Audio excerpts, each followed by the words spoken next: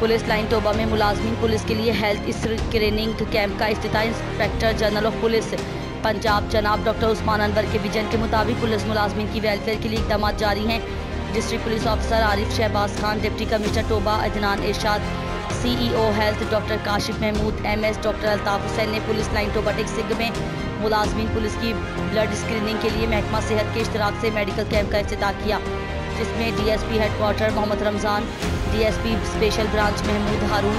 In charge security Mohammad Ataullah और police health officer Haider ASI समेत जिला भर के पुलिस अफसरान और मुलाजमान ने शिरकत की। मेडिकल कैंप में पुलिस एहलकारों के hepatitis A, B, C, AIDS समेत मुख्तलिफ टेस्ट मरहलावार किए जाएंगे। District police officer Arif Shahbaz Khan का कहना है कि स्क्रीनिंग टेस्ट के बाद मुख्तलिफ अमराज का शिकार एहलकारों को मुस्तनद डॉक्टर से चेकअप करवाया जाएगा